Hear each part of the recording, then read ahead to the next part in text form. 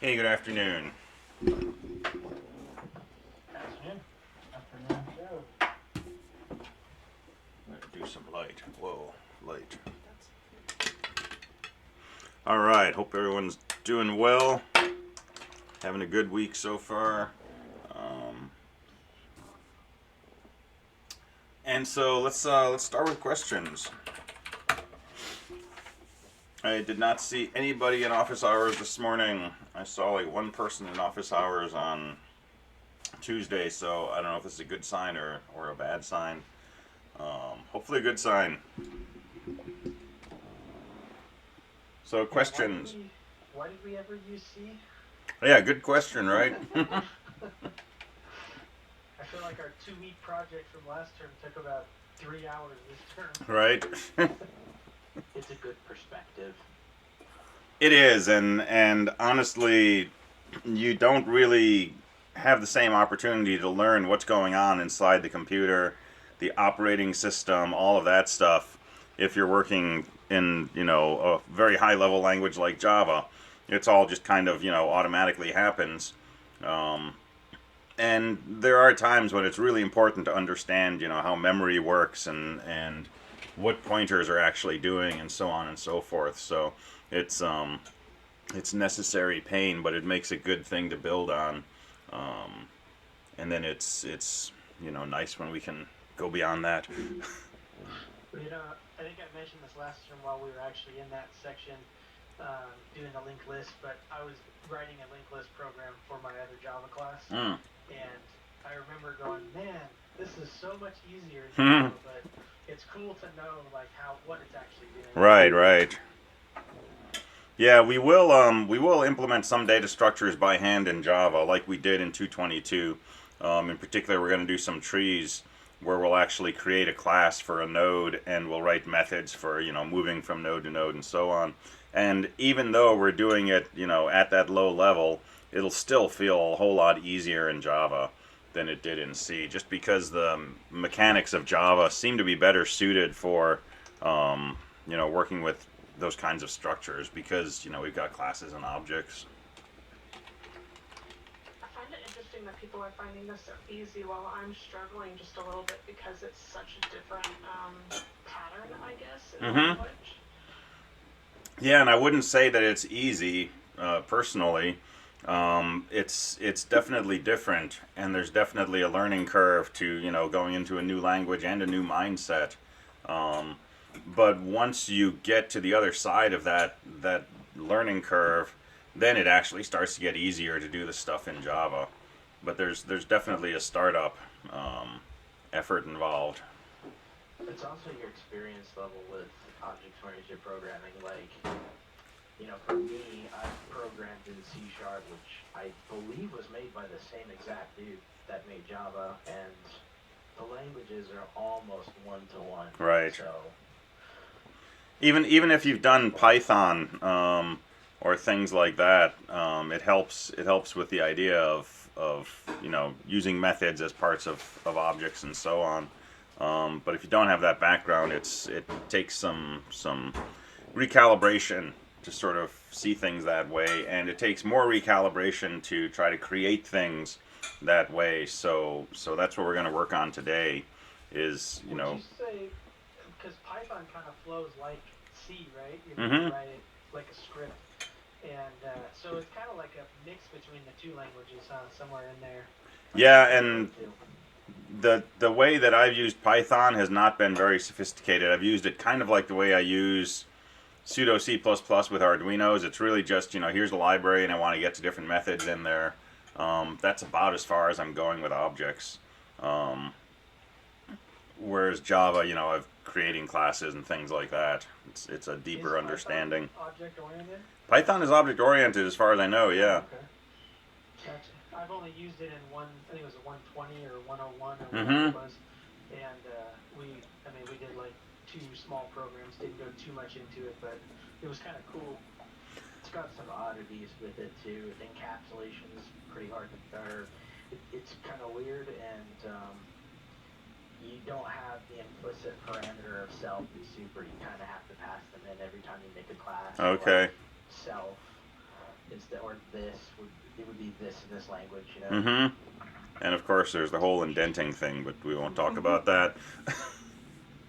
Can we go over methods and how to properly structure them within this Java code? Because at first I was a little confused at I thought I was supposed to build it similarly to C where it's outside of the main, but in this one it's actually inside. Well, it's outside of the main method, but it's still inside that one file. And so in C, you know, in 224, a lot of times we write all our code in one big, you know, myprogram.c. And then by 222, we're splitting it off into, you know, maybe like, you know, my main program.c, my functions.c, other stuff.c. And Java, we're going to do that eventually, but not exactly in the same way. But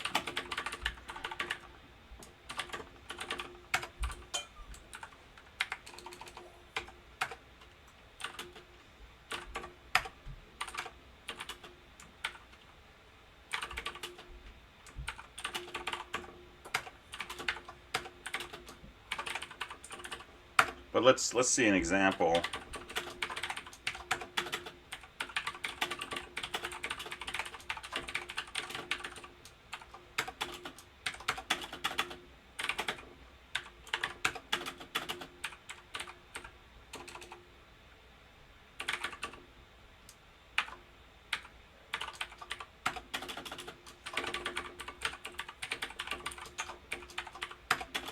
So simple example here, right? We're going to write a function or a method called times, which takes two integers and just multiplies them, and returns the product. And so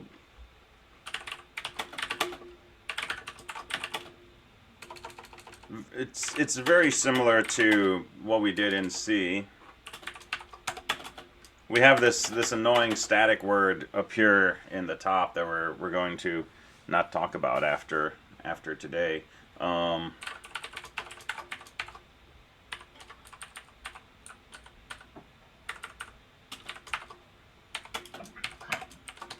But it's kind of the same thing. The big difference, I think, is that, you know, what we've been doing in 222, this would go in a separate file.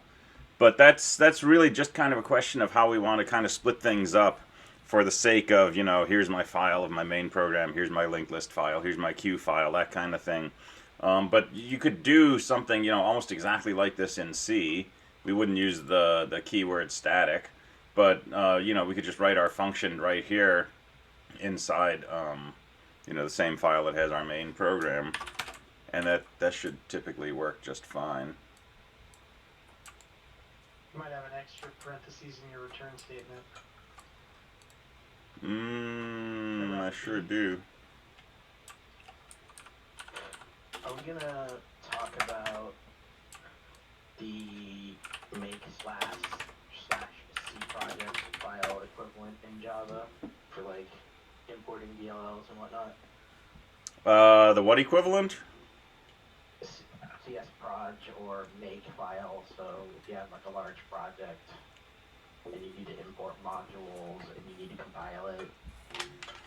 Wasn't planning to get into that level of detail, no. Okay. So for methods, right? If we want to put a method in, you know, a file, for now we're just saying static, and then the rest of it is kind of like C, right? Type of return value, including possibly void, function name, argument list with function types, curly brackets, body of the function inside. And we call it the same way, just function name, parentheses, list of arguments separated by commas. But we're going to get away from this today. And this feels perhaps kind of quirky to do it like this, and it is kind of quirky because it's not being done in the style of Java, it's being done in the style of C. So we're going to switch to doing this in a Java-like way, and I think it will feel more like we're splitting things up the way we did last quarter.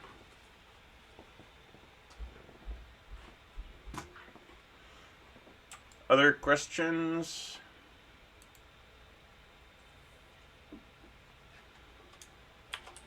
Yeah, sort of. Okay. In our thing, we're we're returning, technically, when we're returning ints in our code, trying to look for, just pull it up, sorry. That's okay. I was afraid I couldn't get that question in fast enough. So here's PA1A, Cool. and there's the methods. Okay. And I was having problems with the static int and the static int, and we're putting in the linked list integer queue or the linked list integer stack, and we have to return an integer. Correct.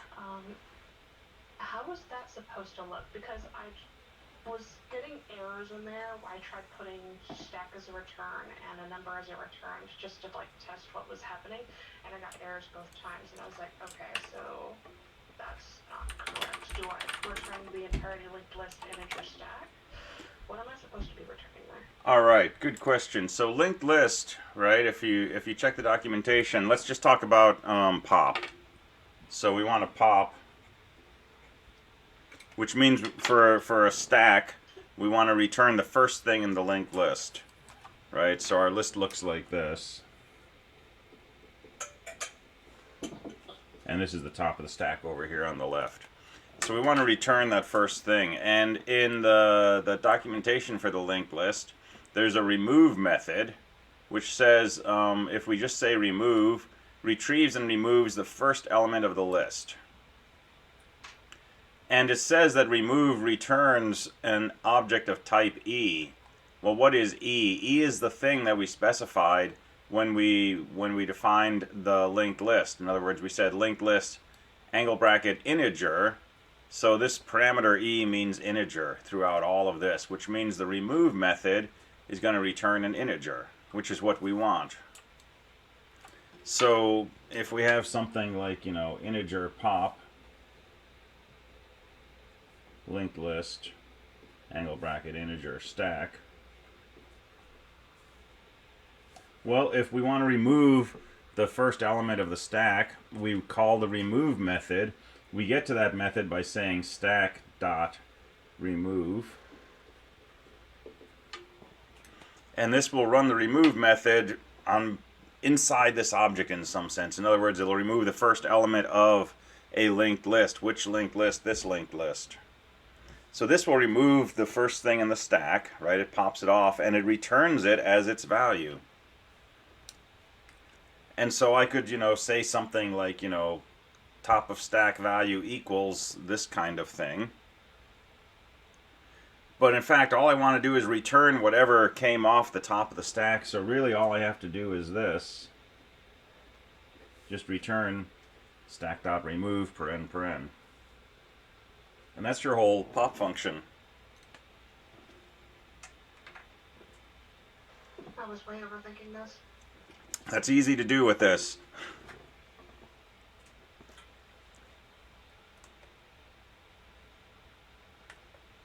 But if that makes sense, you can do something very similar to that for most of these functions. So queue remove should be the same. Stack is empty and queue is empty. Well, you can call the size method on the stack or the queue, and if it's equal to 0, return true. Otherwise, return false.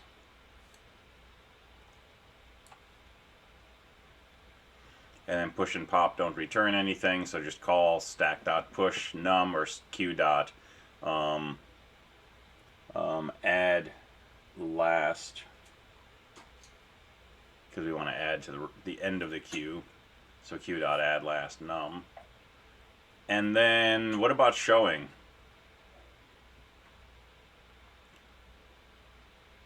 So what do these functions look like? You want to just say it? Yeah, go ahead. It should just be print or system.out.println top of stack plus stack. Yeah. Obviously the top of stack in the quotes. Mm-hmm. So if you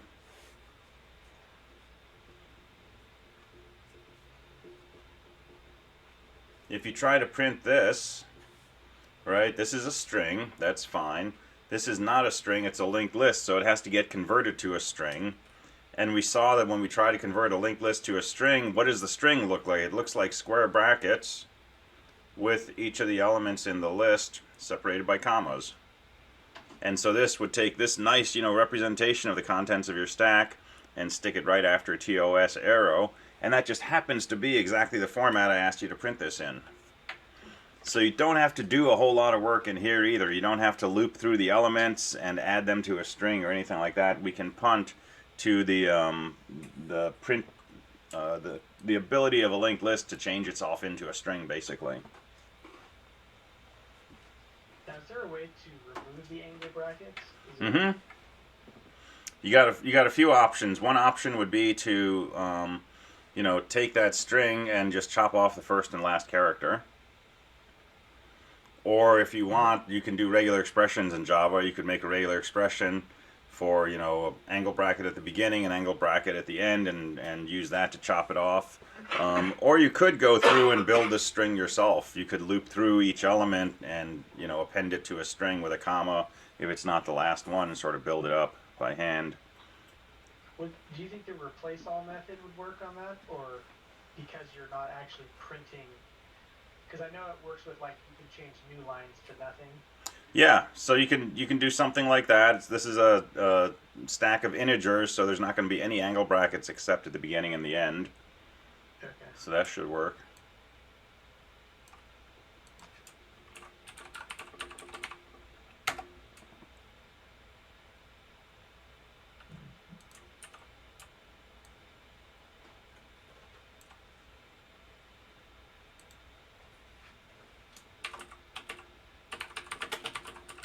All right, so let's start writing Java in the style of Java. And so I'd like to begin by making a new class that that's going to let us work with rectangles. And this is kind of a bit of a goofy example, right? Because we don't usually do algebra on rectangles, but we could. It's a legal thing to do. But let's make a class for storing and manipulating rectangles. And so the only thing I care about for a rectangle is width and height. And I'm going to assume that these are both integers. And so in C, I would make a structure that would have two elements, width, which is an int, and height, which is an int. And then I could create a rectangle by, mallocing size of struct rectangle. And then I could say, my rectangle dot height equals this, dot width equals that, and so on. And then if I wanted to find the area, I could take my rectangle dot height times my rectangle dot width, and that would give me the area. And I could write a function called area that takes two arguments and returns their product. So let's think about this in terms of a class. And so let me start a new class here.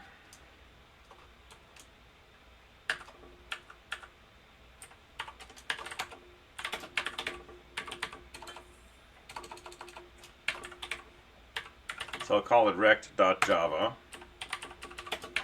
And anytime I want to define a class, the keyword is class, followed by the name of the class, followed by a curly bracket. And everything between here and here is the definition of the class. So this whole thing is kind of like one big structure statement, right? So I'm going to say integer height, comma, width.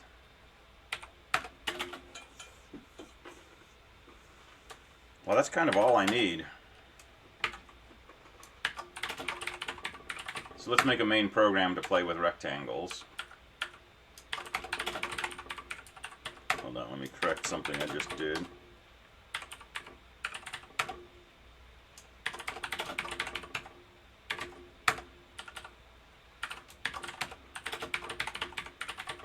Okay, we're back.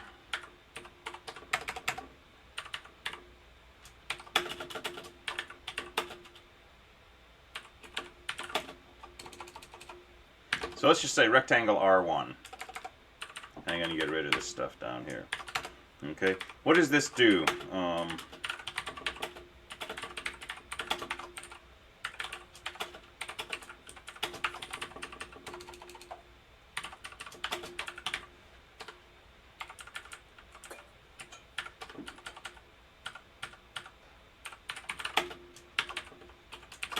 Okay, what's happening when I say rect R1? I'm declaring a variable, just like if I say integer I, car s, that kind of thing. This is a variable named R1. And it's an object, right? Variables like this are actually objects in Java, but they're the same thing as variables. So it declares an object named R1, and it says the type of this object is a rectangle. And the type, we can also say the class of the object is a rectangle. It's an object of type rect.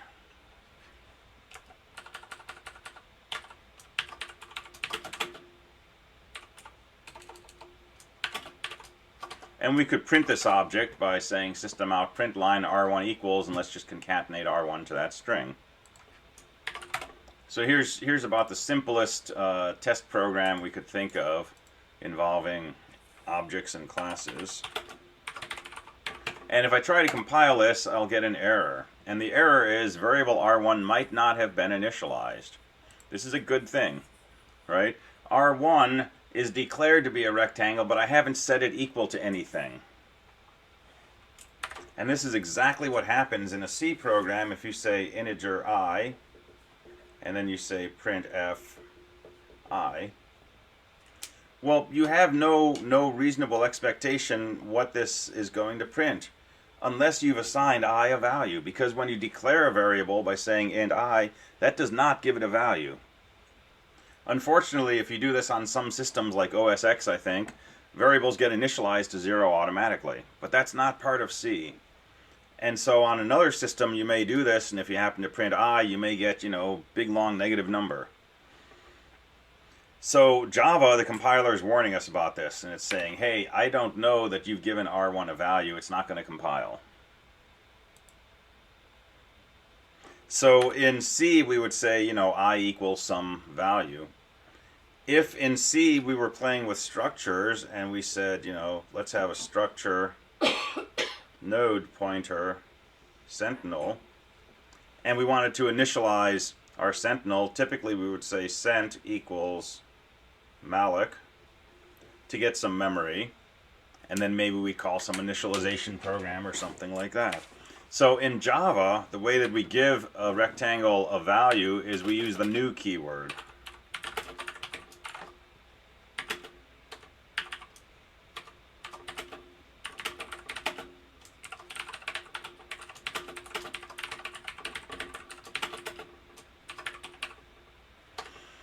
So when we say new, that's saying that we want to construct or create or instantiate a rectangle. Right? And remember, the way to think about this is a class is a blueprint. It's a description of something. An object is an actual instance of that something. So rectangle is a class. When we say new rectangle, paren, we're saying, hey, go ahead and build us an actual rectangle. And it returns that rectangle, and in this case we save that in R1. So now I can compile, and I can even run, and it tells me R1 equals rect @ big hex number.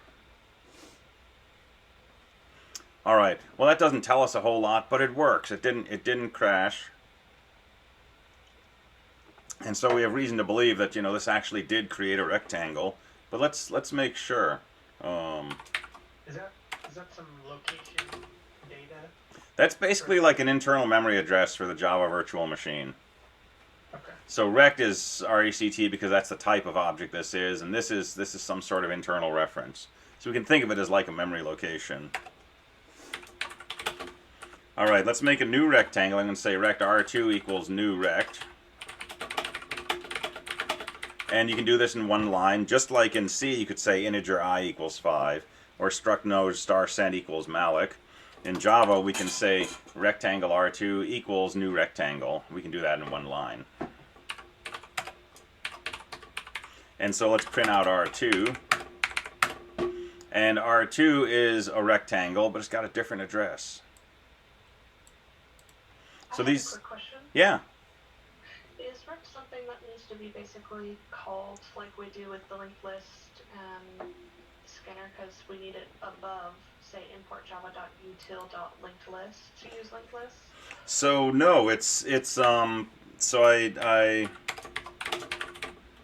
made this sort of, empty class file here, rec.java, and when I compiled, that created a rec.class.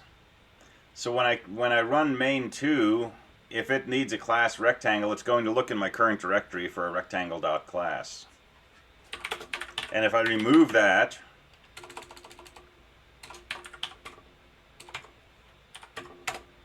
and I try to run, I'll get this error saying, class not found exception, rectangle. Oh, so you don't have to Java C everything that you're using as long as it's in the same directory. It's usually pretty good about if I do Java C main2, it'll go ahead and it'll also compile rectangle.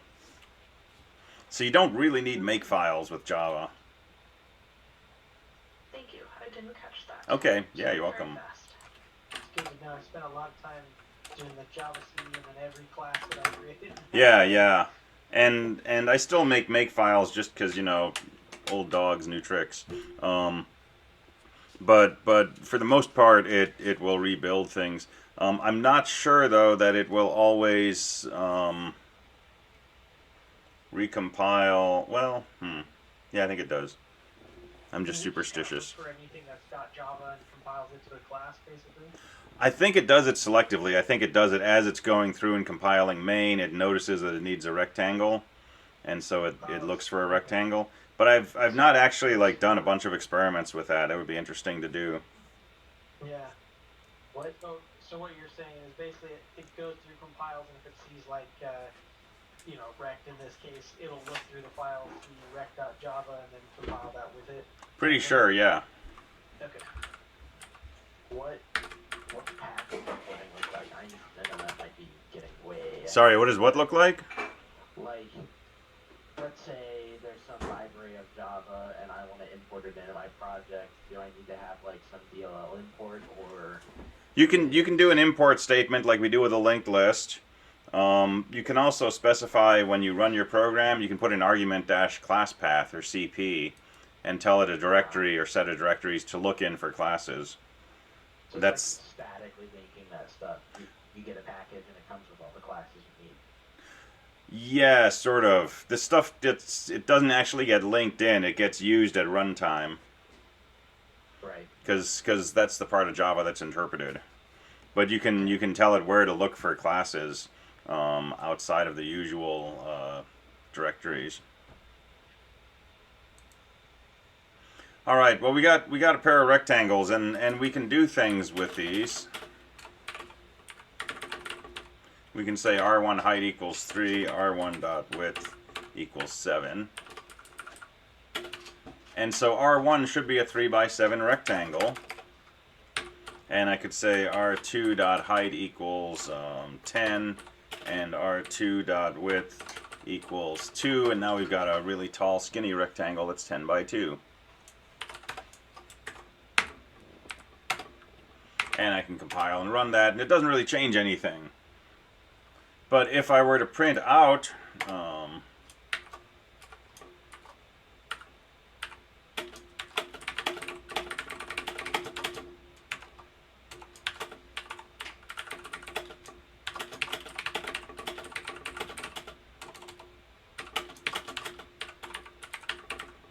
I can print out R2.height and R2.width, and it'll remember what those were. I knew I made a problem here.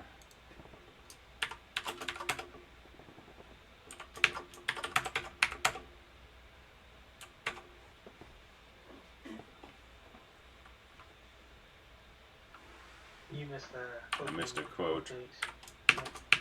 I think my keyboard's being funny today. I don't know why. I make a lot of typos normally, but I'm making totally different typos today. So R2 is this weird rectangle definition, and its height is 10 and its width is 2. So far we've got, a glorified structure from C. It's a composite variable that has fields, and we can access those fields by saying variable name .height or .width. All right, so here's where things get interesting.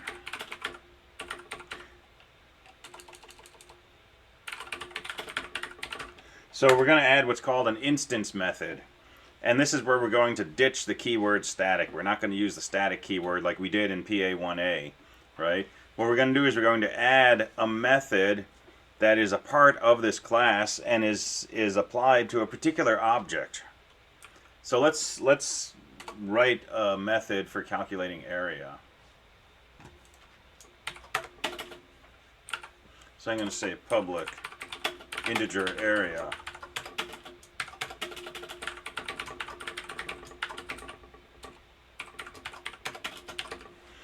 And there we go. This is our first instance method.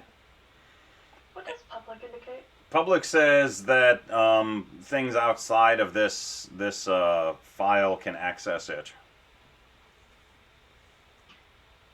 Do you remember hash length from last semester and how we couldn't make it so that other things couldn't write to it? Exactly. And global. That's one of those things where we would make it a member variable here that people can't access, but it's within the scope of the class. So right. Methods could use it. Right. So this is going to get into something that we call information hiding. And we'll see more examples of this later. But the basic setup is we're going to want to create classes and create specific ways that users interact with those classes. And for example, we might make a linked list and we're going to say you can initialize, you can add, you can remove, you can search. But we may not want people to be able to come in and look at the data value of the Sentinel node, right? And so we can make some things in our class public and some things private, and some things protected, which is in between public and private. So we can control what can be done with different parts of our class. And it lets us kind of save the user from themselves. And prevent people from coming in and monkeying with our internal knob settings and variables and such. But we don't have to worry about it too much for right now. Is someone driving into the house? I'm gonna guess they didn't just hit that tree, but all right. All right. So let's look at how we use this. So suppose I want to find its area.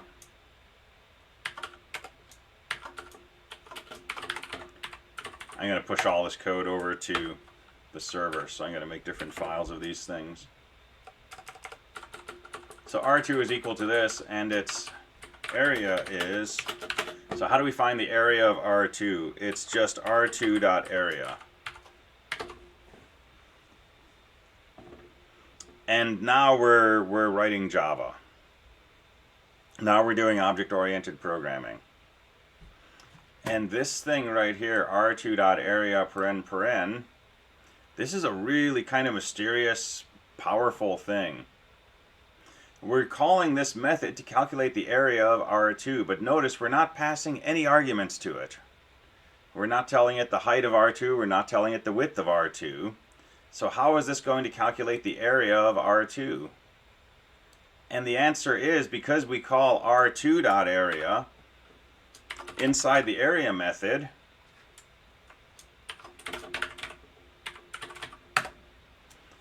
it's going to say, let's take height and width and multiply them. Well, what's the height and width it's going to use? It's the height and width that are part of that object.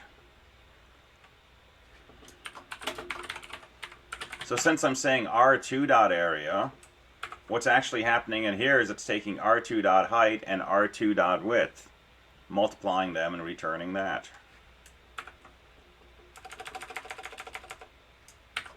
And if I do instead of R2, R1, and I do R1.area, that's going to call the area method, but the code in here is going to use R1.height and R1.width, and this will give me the area of R1. It's kind of sneaky and clean, but Yeah. you really got to track what you're doing. Yes, definitely.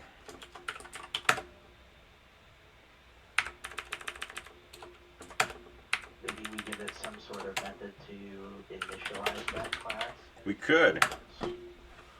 So there's what main 3 does, right? R2 is this, and its area is 20 because it's 10 by 2, and R1 is an area of 21 because it's 3 by 7.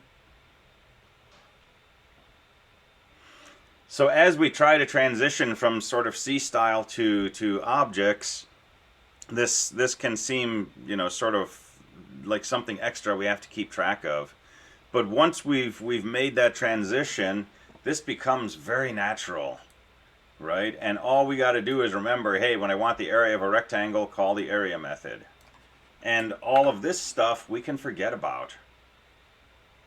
Just like when we want to use a linked list and we want to know how many elements are in it, we call linked list.size. We never even look at the code that makes up the size method. We don't have to, because we've been told exactly what this method does, what arguments it takes, what it returns, what exceptions can happen, and so on. In other words, all that stuff that you've been putting in your comment blocks in the top of your functions in previous classes. Well, that's the information that we need to know about these methods, and as long as we know that, we can just say, hey, r1.area, there's the area.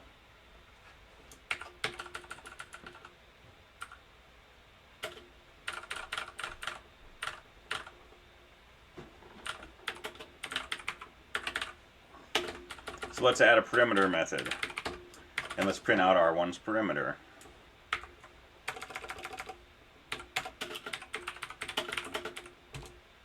Good look.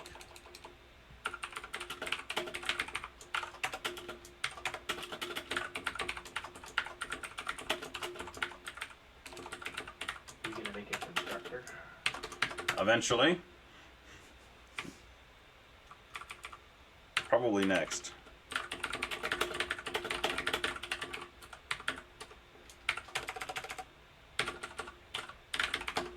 Alright, so here's a perimeter method, exactly the same setup. Doesn't take any arguments, it returns an integer. And if we run that, hey, the perimeter of R1 is 20, because it's 3 by 7. 3 and 3 is 6, 7 and 7 is 14. There's 20. Hey, its perimeter is the same as the area. It's a happy rectangle. Alright, so let's... Wouldn't that be a perfect rectangle? We could call it perfect. I was going to call it balanced, but I didn't feel like saying balanced. Because, you know, 222 flashbacks. Yeah. So every time we create a rectangle, we end up saying, hey, I want its height to be 3 and its width to be 7. I want its height to be 10 and its width to be 2. That gets old pretty fast. So let's do something about that. So let's go into main 4.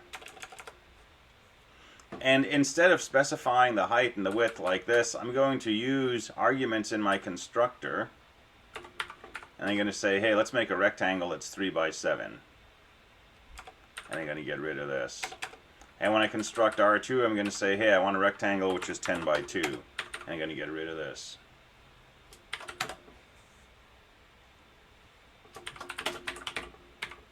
All right, well, how do we do this? So here we've got to get into something called a constructor. And constructors are the things that are called when you say new. When you say new rectangle, there's a piece of code inside the rectangle class that says, okay, I got to go get some memory and I got to initialize some things and comb my hair and do all this other stuff, right?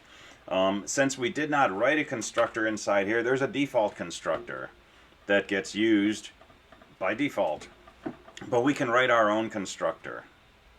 And to do so, we basically write a method with the same name as the class. So I'm going to say public rectangle. And everything I put inside here is going to be part of my constructor.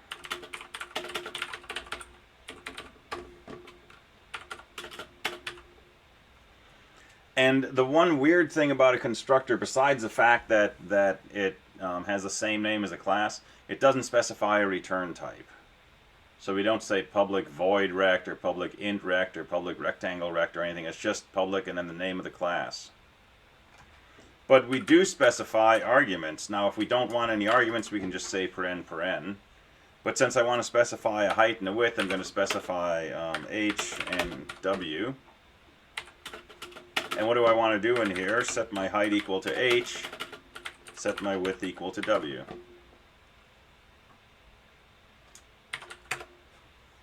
And now we're all set. So we can compile that. We can run it, and it works exactly the same as before. We got a 2x10 and we got a 3x7. But this code is a fair bit cleaner than what we had before.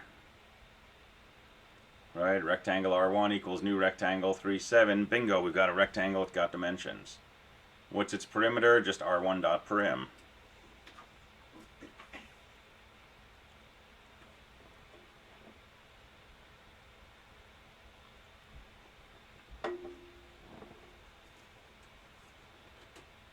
So yeah, someone said in chat, you can think of the constructor as basically like, the initialize sentinel or initialize list or initialize hash functions that we wrote in 222.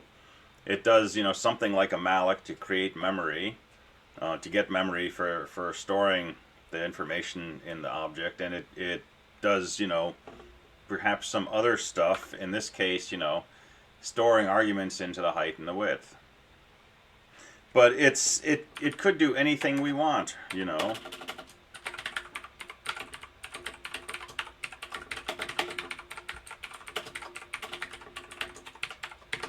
Right? We could put a print message in there and say, this is annoying, I'm chatty.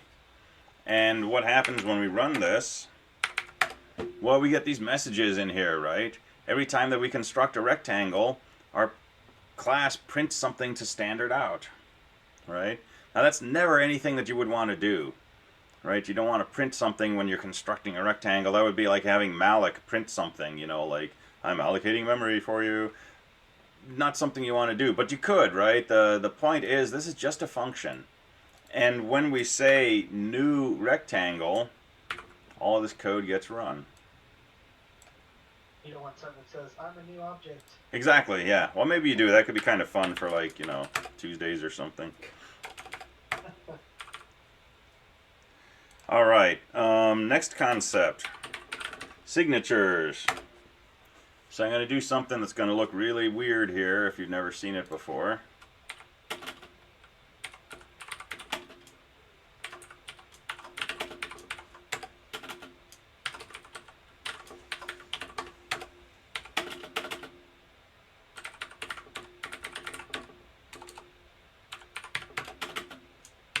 I'm making a second constructor.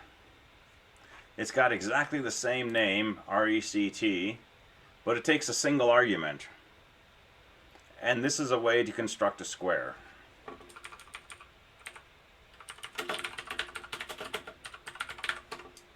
So if I wanted to make a 5x5 rectangle, instead of saying 5, 5,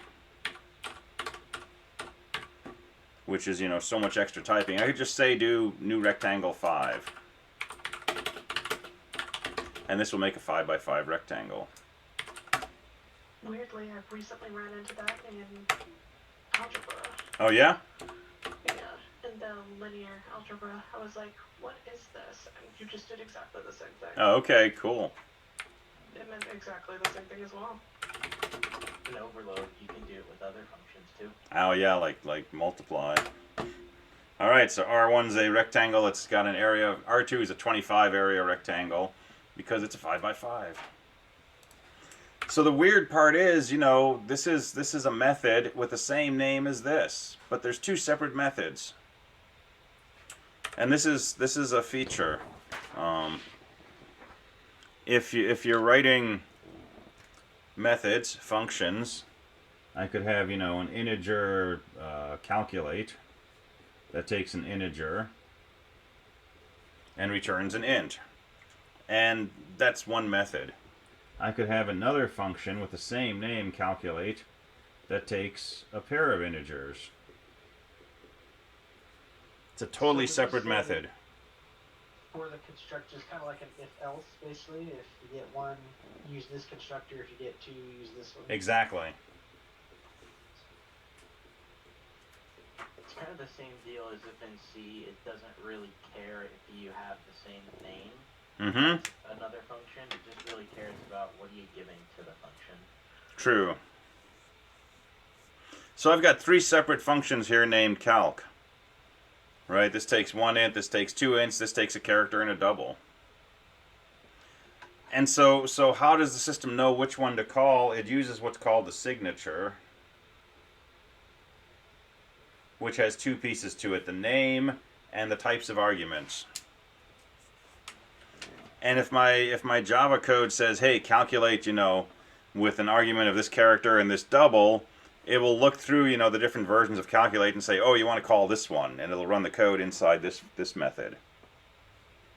If I tried to call calculate with two doubles, it'll look through all of these and say, hey, you don't have a calculate method that takes two doubles.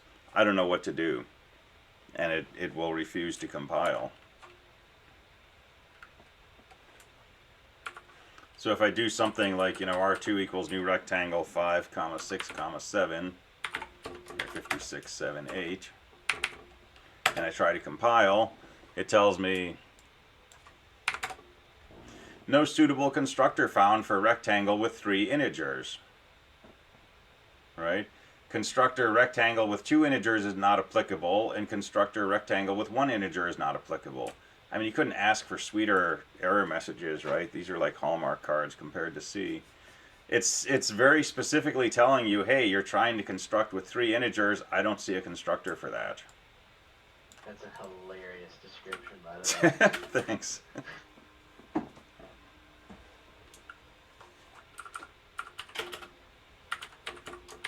All right, so we've got signatures, and that's something to keep in mind, and it's nice because we don't have to come up with goofy function names when we want to have a function that works with different types of arguments. If we were writing C and we wanted to know if something was prime and we wanted to work with both integers and doubles, we'd need to have 2 separate functions. We'd need prime and then we'd need like double prime.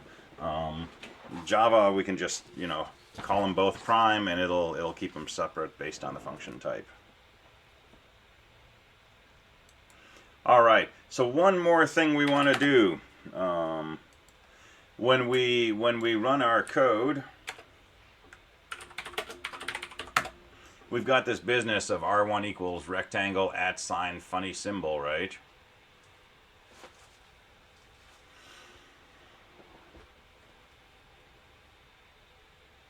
What is that, by the way? Garbage. It's hopefully not total garbage, but we can think of it that way. It's probably like, we can think of it as like a memory reference. There's structures inside the Java virtual machine, and this tag is a way to get to the structures corresponding to this object. So it's some kind of index or pointer or something inside this virtual machine. So I think of it as a memory address.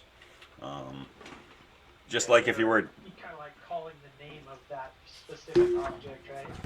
Yeah, so like You're not in... using any of the functions in there, you're just saying this is that object. Yeah.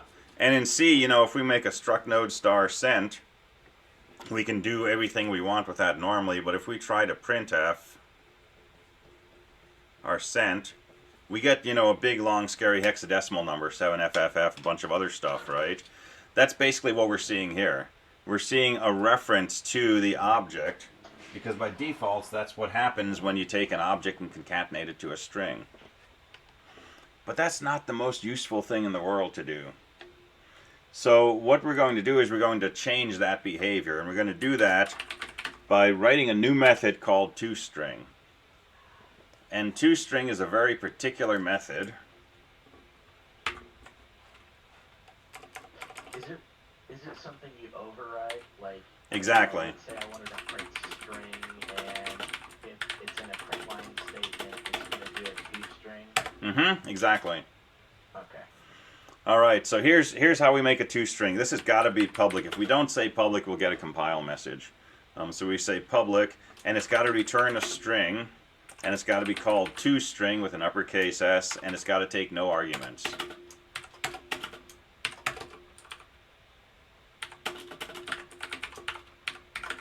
And we can return whatever we want. Let's just return hello and see what happens. So when I run this, it says R1 equals hello, R2 equals hello, R1 equals hello. So in my main method, when I concatenated R1 to a string, what happened is it called the toString method for R1, and whatever it got back from that toString method, that's what it concatenated to R1 equals. Since the toString method is just returning hello, it returned HELLO, and my main method printed out R1 equals hello. But now we can use this to our advantage.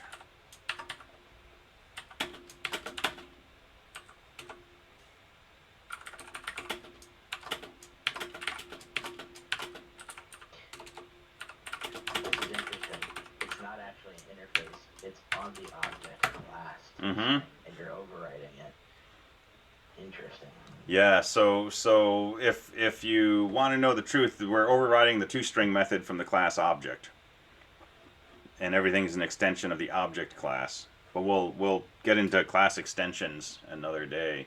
So let's return something more useful here. I'm going to return a string which says space followed by the height, right? And again, which height? This height. Followed by the word by, followed by the width, followed by the word rectangle. And I'm not going to forget my semicolon.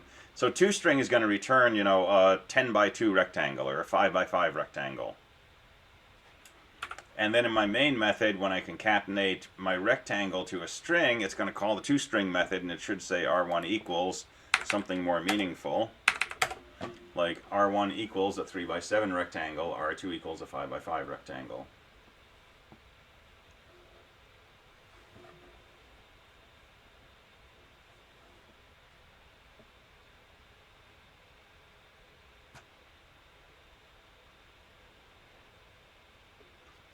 Yeah.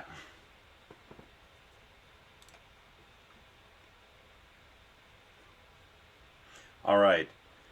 So this is object-oriented programming. This is Java. This is classes and objects. This is really all that we need to understand to be able to get our hands dirty and start doing Java in the style of Java. So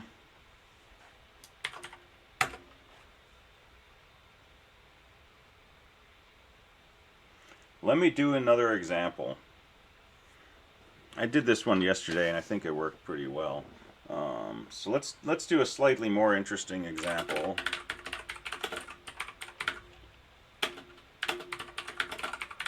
Let's work with large numbers. So, you know, integers you can only go up to like 2 billion, and long integers you can go up to like 4 billion billion. And there's a pretty small limit on how big a number can be in Java or C or, you know, other languages. Suppose, you know, you're doing something with prime numbers and you want to be able to deal with, you know, numbers that are hundreds of digits long or thousands of digits long. We can write our own set of functions for multiplying really large numbers or adding really large numbers. And we can do this, you know, by basically coding the same way that we manipulate large numbers by hand, digit by digit. Right, add these two digits and write down the sum. If there's a carry that over and add it to the next digits, and so on. And rather than just, you know, write some functions for adding large numbers, what I want to do is actually make a new class. And we're going to call this class BigNumber, and it's going to do two things. It's going to hold a big number, which we're going to store just as an array of digits. And it's also going to have the methods for interacting with the big number. And I'm going to do this first in the style of C. So I'm going to mimic what we did for PA1A. I'm going to create an array of digits for a big number. And I'm going to write some static methods for adding and printing and so on and so forth. And we'll get that to work. And I'm going to go through that pretty quickly, and I don't want you to get bogged down on details, because the goal of this is not to understand how we're you know, manipulating these big numbers. This is just a way to get some code that we can play with and turn into a class, right? And turn it into, you know, something that we can use as an object. So so we'll develop this fairly quickly.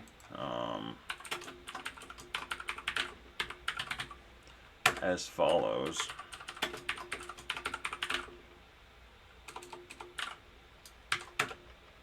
So how are we going to manipulate big numbers? Well, I'm going to use arrays, and I'm just going to arbitrarily say, let's do 100-digit numbers.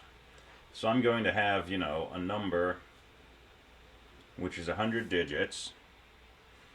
And the way I'm going to think of it is like this. Here's element 0, here's element 1, here's element 99.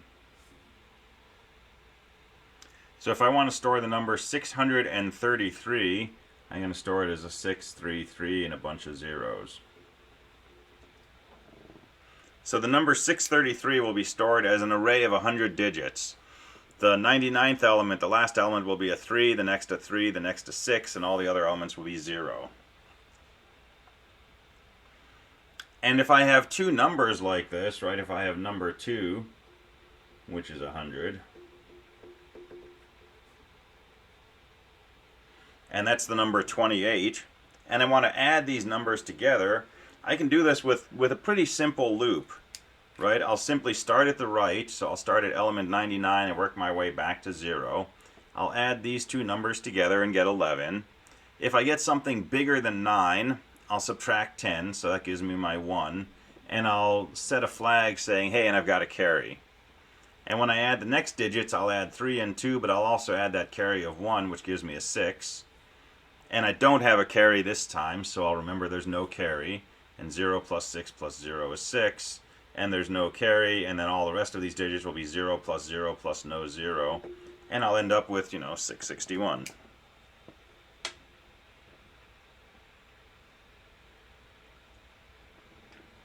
All right, we're going to have to do arrays, and arrays are a little bit weird in Java at first, but again, I'm not worried about the mechanics of this. I'm just trying to make an example, and the array part of this won't change how we do this process of converting from, a C-style program to a Java-style program. So I'll tell you how we're going to do arrays. Integer bracket bracket number. Arrays are still objects here, right? They are, which means we're going to have to use the keyword to construct them. This is basically like integer star number in C. We're declaring that number is an array, but it's not actually pointing to anything yet. If I try to do something with number bracket 0, I'll get a compile error saying, hey, number may not have been initialized. So we're going to have to use the new keyword somewhere.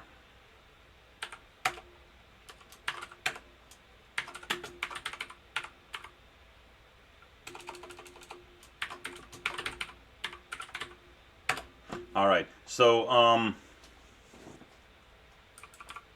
let me show you how we're going to use this first. So let's make our main method.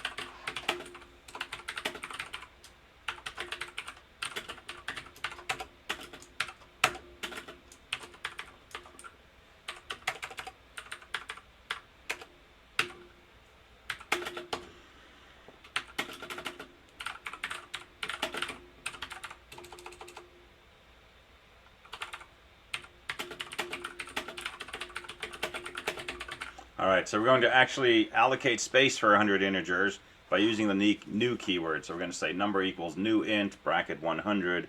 That creates the memory space and maybe initializes some things. So now we've got an actual array that we can work with. Out of curiosity, you don't really have to free any memory in Java, right? We don't. Anybody know why? It's garbage collected. There's a garbage collector.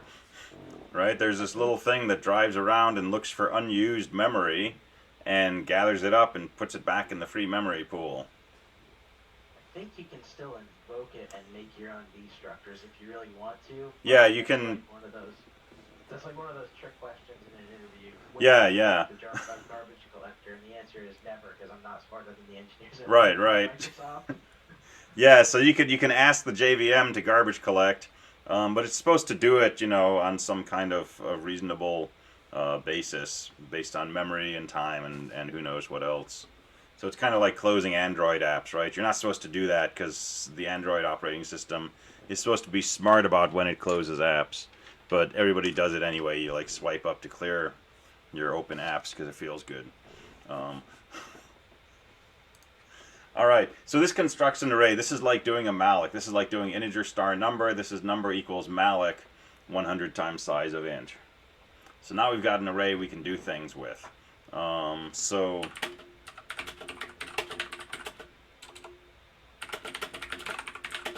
let's set this array to the number 1. Sorry, let's set it to 0.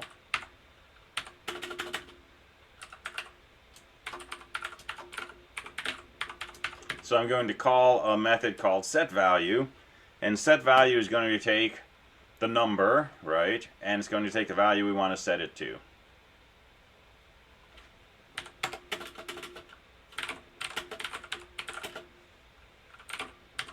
And I'm going to make another big number, which I'm going to call 1. And I'm going to set that equal to the value 1.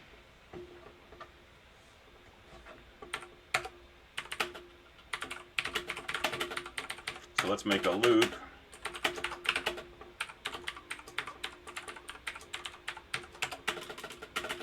And now I'm going to add 1 to my number and print out my number and see if I can actually count with these big integers. So I'm going to do this 300 times for I equals 1, I less than or equal to 300, I plus plus. And I'm going to write an add method. And so I'm going to say, what am I going to say? I'm going to say number equals add number, comma 1.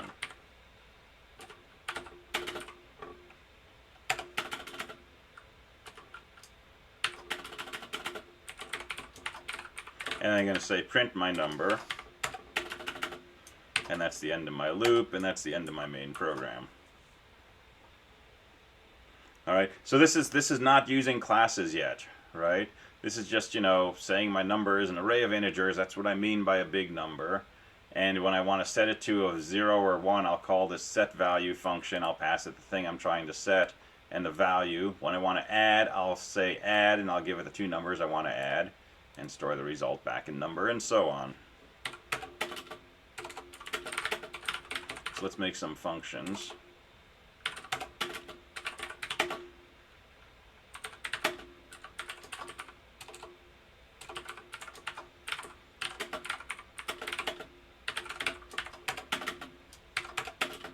Alright, so setValue, it takes an array of digits, and it takes a single digit. And setValue, I'm not going to set my big number to arbitrary values. I'm going to set it to 0 or 1 or maybe 2. So I'm just going to do kind of a cheesy version of this, and I'm going to say for I equals 0, I less than 99. So I'll zero out all those leading digits, and then I'll set that least significant digit, which is element 99, to be the digit that you're setting. So I'm you know, if I say set my number to 1, I just got to put a 1 in here, zeros everywhere else. If I want to set my number to 5, I'll put a 5 in here, zeros everywhere else. So that's all that's going on here. And it doesn't return anything, right? It's just manipulating the argument. So let's add 2 numbers.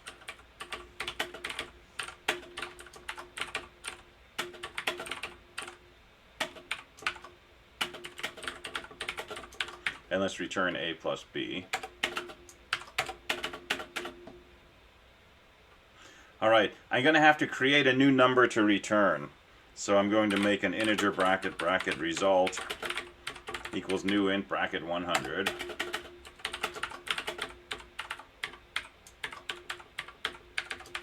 And I'm going to go digit by digit.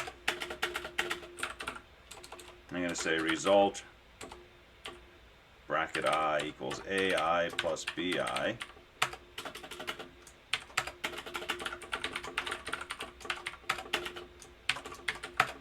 And that's the spirit of what I want to do, right? I want to just start with the least significant digits, add them together, store it in the result, move to the 98th index, which is the second least significant digit, add those, store that in the result, and so on.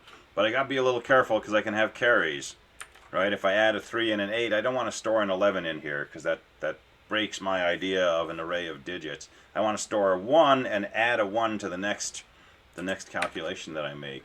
So I'm going to use a flag here.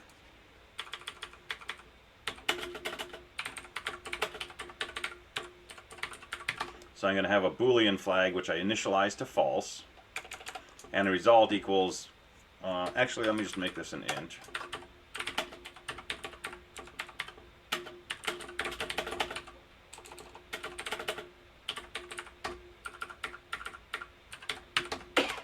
And so I'm going to add a bracket I plus b bracket I plus carry.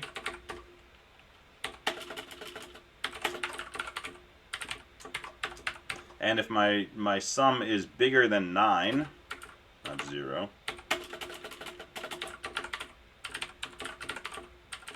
I'm going to subtract 10 and set my carry equal to 1. Otherwise, my carry is equal to 0.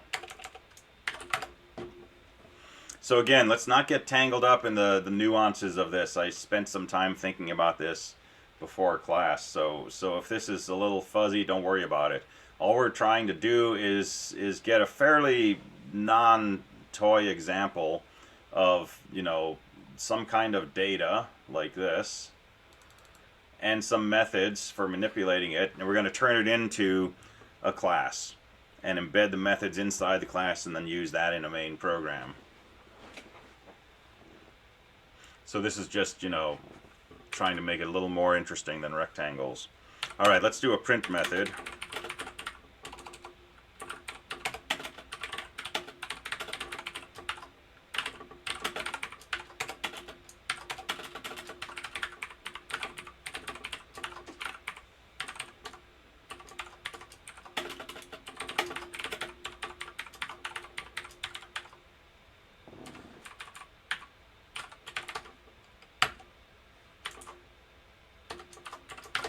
So we're just going to print digit by digit. And then at the end we'll just print a new line.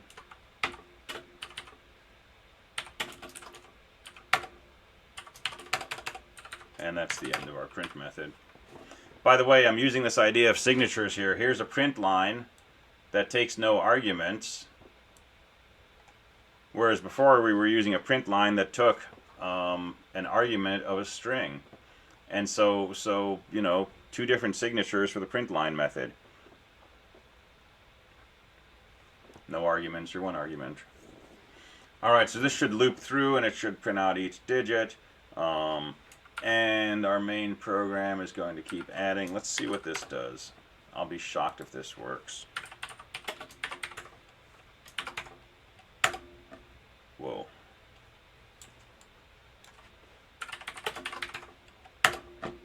Alright, hey, check it out. We've got big numbers. Alright, starting with 1, 2, 3, 4, 5, 6, 7. Now, by itself, that's not terribly impressive, because we could just do a plain old for loop in BASIC, right, and get the same result. But I could be doing this with, you know, 100-digit numbers, and this would still be working.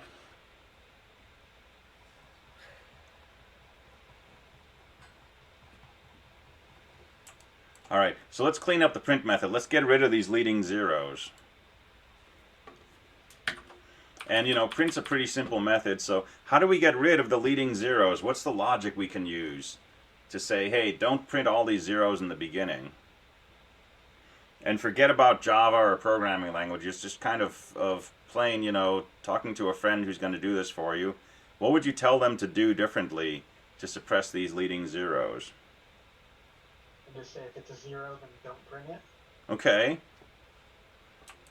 That's a Or good step. If it's a leading 0, but I guess that probably would replace all the zeros, probably. Well, so we can't just say don't print zeros, because then 300 would come out like 3. But yeah, leading zeros, right? So what constitutes a leading zero? How do we know that this is a leading 0 and that this is not? Because the leading zeros are on the left side of the 3. Ah, the 3. What's special about the 3? It's not 0. Yeah, exactly. So let me make a flag here.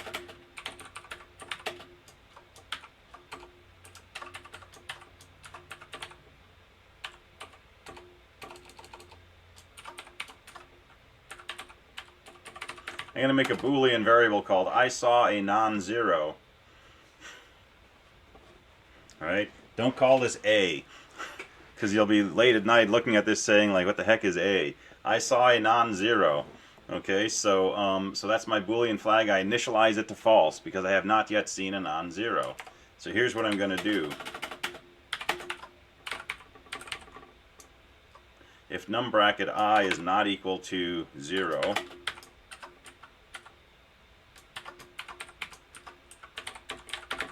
I'm going to set my flag.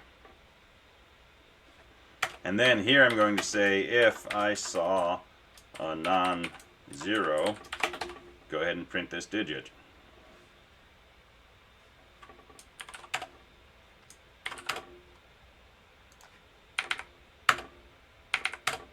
There we go. Now we got a nice clean output.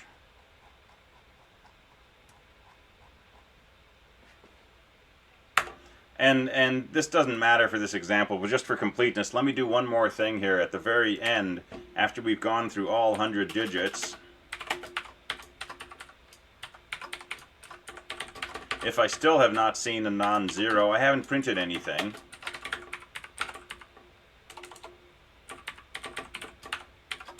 I'm just going to print 1 0.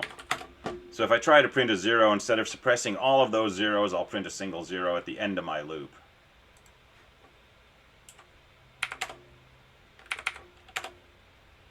All right, so let's just do one more main program with this, and then we'll convert it to a class. But instead of printing out, successive integers, let's print out powers of 2. So we'll do the inchworm song, right? 2 plus 2 is 4, 4 plus 4 is 8. So we'll take number, and we'll add number to itself, right? Now number is going to be initialized to, let's initialize number to 1. And I'm going to add number to itself and set that into number. Well, if I keep adding something to itself, I keep multiplying it by 2. So compile that, run that, we've got powers of 2. And now we've got something, that we definitely can't do with just plain old ints, because we'll blow up after, 2 billion, right here. But, we've got really long powers of 2.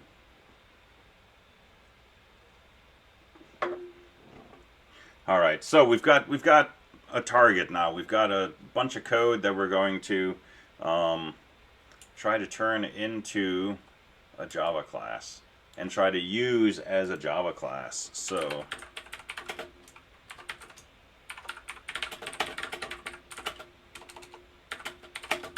converting BigNumber to the style of Java.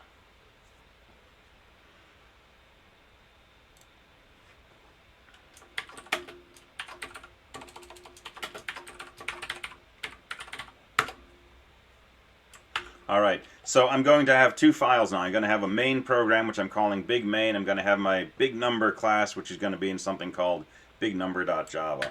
So here's my main program. And I'm going to call this BigMain. And I don't want to have to realize that my big numbers are stored as arrays of integers. Right? So I'm just going to say BigNumber number.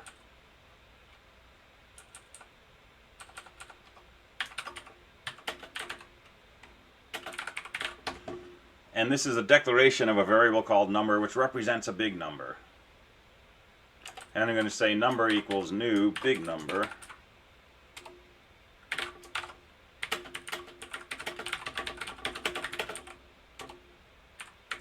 And this will construct the object. And I'm going to go a little super duper fancy, and I'm going to actually specify the value I want to give this number in the constructor.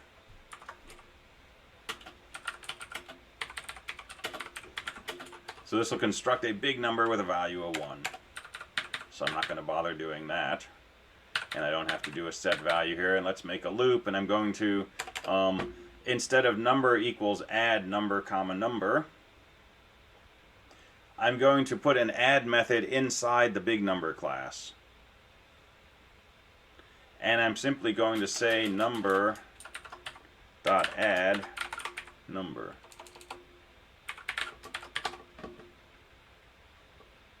And the add method is going to be set up as follows. It's going to take a big number as an argument, and it's going to add that to the number. What number? The one that I used to invoke the add method. So if I said number.add parentheses 1, it would add 1 to number. If I say number.add number, it adds number to number. And then instead of having a random print method sitting around that I pass number to, I'm going to do the following.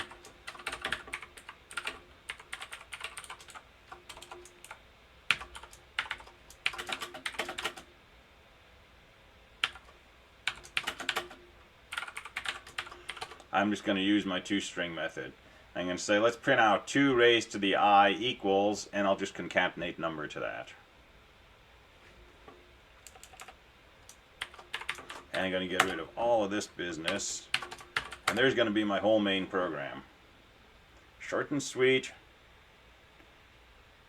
And the person writing this is not thinking about arrays of integers or anything like that, right? They're just told, hey, you know, Java has big numbers. You should play with them. They're really fun. Okay, so I'll declare a big number. I'll construct it with an initial value. I'll add it to itself, and I'll print it out in a string. Right? So this is abstract data types again. The person writing this main program does not have to know how big numbers work. They just have to know, hey, I can construct like this. It'll have a value equal to 1. I can do this. It'll add this argument to this number. I can concatenate to a string, and it'll print it out as a set of digits that look reasonable, hopefully. All of the details about how that happens, those are inside this class. So let's change our static methods into an actual bona fide class. So the first thing is we need to have our number stored somewhere, because a big number has 2 sets of things. It has a bunch of methods for adding, printing, and so on, but it's also got the number itself, right? This is called encapsulation. We've got the data and the code inside this class. So what is a big number? Well, here's where we have to say, oh, big number is an array of integers. All right, so let's declare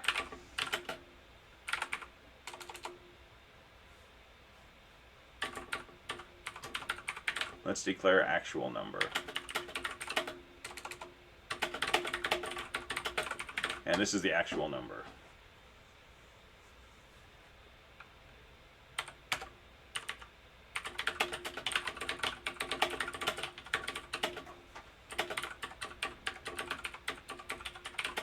So let's make a constructor that takes the least significant digit and sets actual number equal to, you know, the big number with that digit in the rightmost place.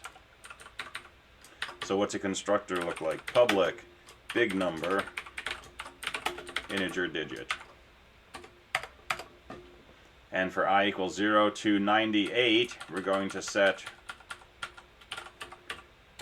actual number bracket I equal to 0, and then actual number bracket 99 is going to be equal to the digit. There's our constructor. And in our main program, when we say new big number parentheses 1, this is the code that runs. And what does it do? It zeroes out this array of integers, and then it sets the rightmost digit, right, this one right here, to be whatever digit we wanted to store. In this case, you know, just a plain old 1. And so this will construct our big number, 98 zeros and a 1. And it doesn't return anything.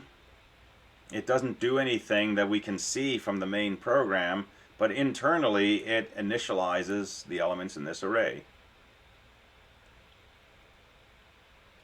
All right, let's go ahead and add 2 numbers together. So I'm going to change this, and I'm going to say add a number. So this is going to be public.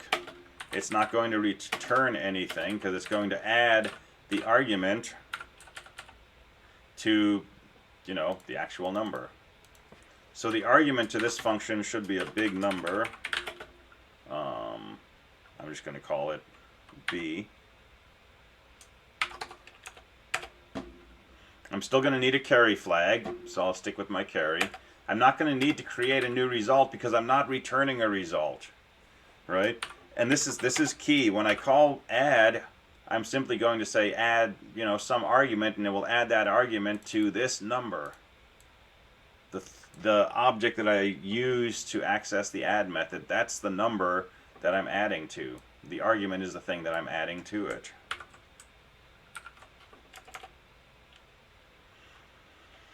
All right, so I don't need a result. So I'm just going to go digit by digit. And what I'm going to do is say actual number bracket I equals actual number bracket I plus B bracket I plus the carry. And then if actual number I is bigger than 9, I'm going to subtract 10 from it. And I'm going to set my carry flag. And then I'm done. I don't have to return anything because I'm not saying, something equals add. The effect of calling add is to simply change this data that's inside the object.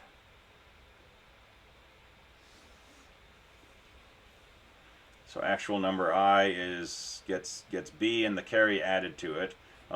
And we've got to be a little careful because B is not an array. B is a big number. So let me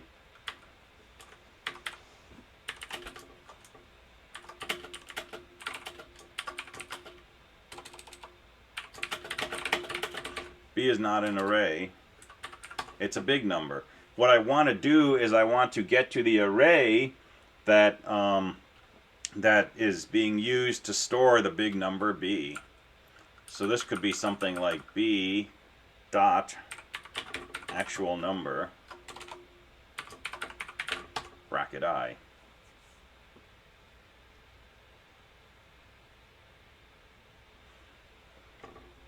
All right, and then let's, I feel like I'm missing something. Well, we'll find it when we compile. Let's do our print method, and instead of writing a print method to send a string to standard out, let's make a toString.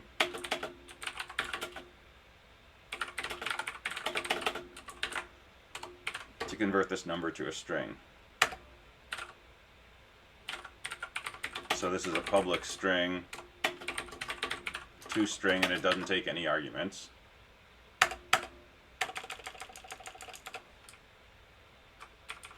And what is it that it's going to convert to a string? Again, it's this number.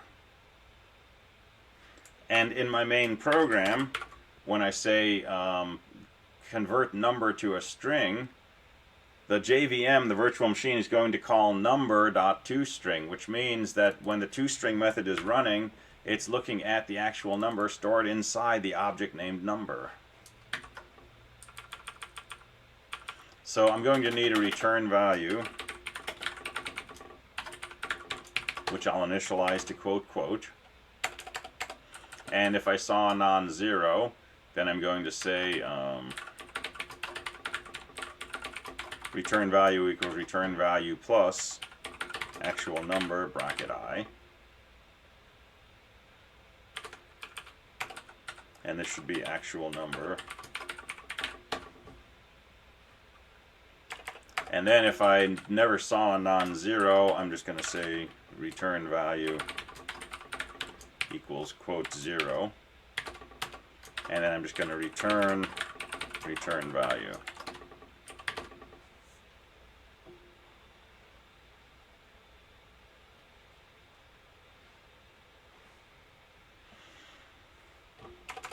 All right, so there we go. This is a different version of our previous BigNumber.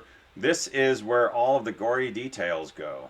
The fact that we've got an array of integers, the fact that we construct it and we initialize everything to 0, we store a digit, the way that we add with the carries and all of that kind of stuff, the way we convert it to a string. But to the user who's using this class, they just say, make a big number, give it a value of 1, add something to it, convert it to a string. Okay, this one I'll be super surprised if it works.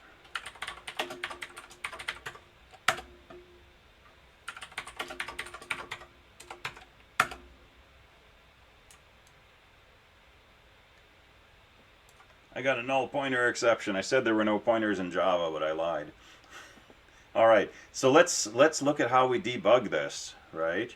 And so again, Java is going to be really good in general about telling you what's going on. So null pointer exception usually means something is not initialized. And the error actually happened at line 7 in BigNumber.java. But this is telling me that was called from BigNumber, from BigMain.java, line 5. This is a stack dump, right? And the top of the stack is right here. This is the last call that was made. But it was called from line 5 in BigMain. So what's line 5 in BigMain? It's this right up here. It's our constructor. And so BigNumber started running, and when it got down to line 7, it got a null pointer exception. So take a look at line 7.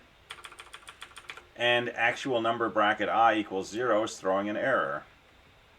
So what did I forget to do in here?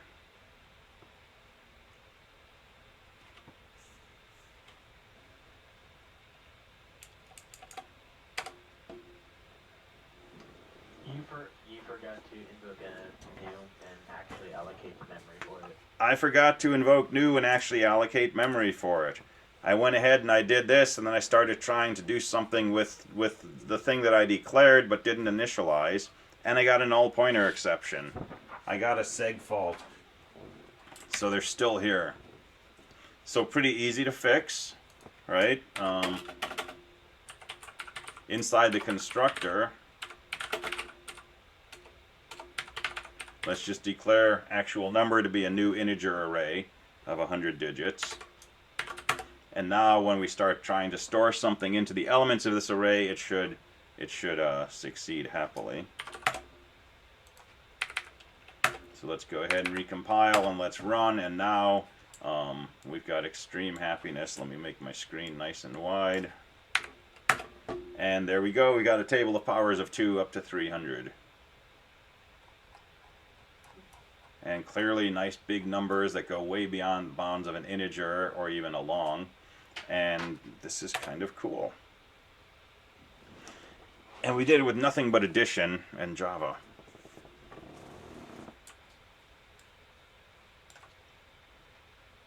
All right, so that's a process very similar to what's going to happen when you do PA1B, right? PA1A is like the version of this that we wrote in one big file with static methods that we called and we passed arguments to and so on and so forth. And PA1B is going to be more like this, where we're going to define a class, actually 2 classes, one for stacks and one for queues, and we're going to use those in our main program. And the main program will functionally be exactly the same, except that we'll be constructing our stack and queue differently and invoking methods differently. But the parsing and all of that's going to be more or less exactly the same. All right. It's pretty copy and paste. It should be very copy and paste. But again, the usual disclaimer, the fact that you're not going to have to write a lot of lines of code doesn't mean that it's going to be easy, right? It's going to be as difficult as it is to make this kind of recalibration to thinking about, you know, I want to run a function, okay, I pass arguments, I get back a value. Getting away from that mindset and thinking, hey, this function is actually part of this object, and it's going to do something inside that object. And it's going to, you know, maybe get its arguments from the object and store the result inside the object. And that sort of different mindset takes some recalibrating. All right, so let's do like a 4-minute break, and we'll come back and then we'll take a look at PA1B. We'll talk about PA1A, how to turn it in, and we'll work through how to do this conversion. And then you should be off and running for next week's programming assignment. All right, so we'll come back in about 3.5 minutes.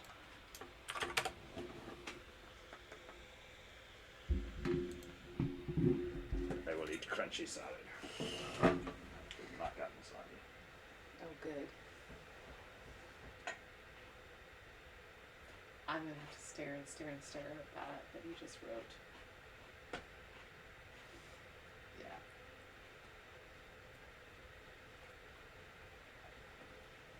I was totally following you on rectangle, which I know I didn't the first time through. So that was cool. Okay. But yeah, this one I got a little lost. It's a hairy example. Yeah, well that's good. Because then like when I do get it, the pieces will make more sense. Or how they're pieced. And it puts hair on your chest. So Yes. it's always a bonus. That too. Both packs? Huh? Both package? Both.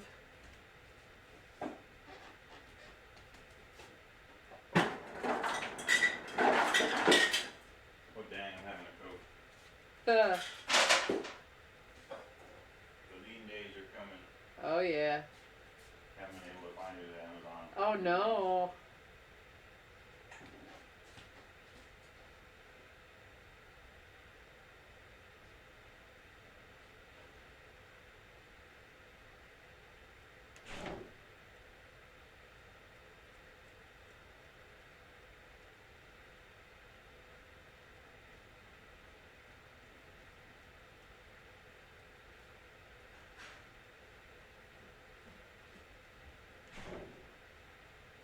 Not having any trouble sleeping tonight. I know. I feel like I hit the wall somewhere in the middle of that.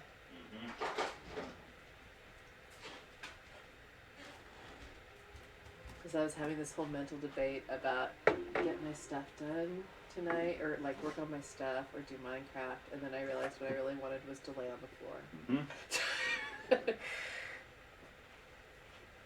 I think I need to go in person to Fred Meyer soon, so I can you remind me and I'll check for those.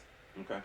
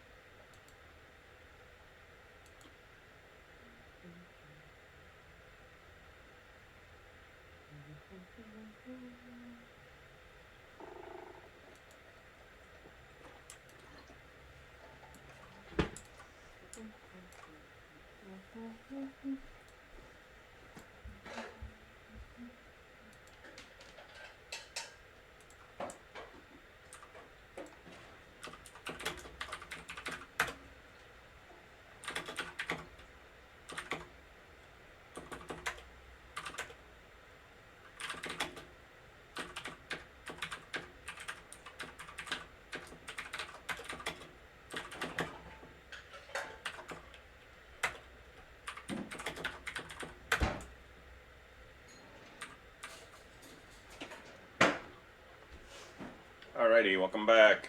Microphone. Alrighty, welcome back.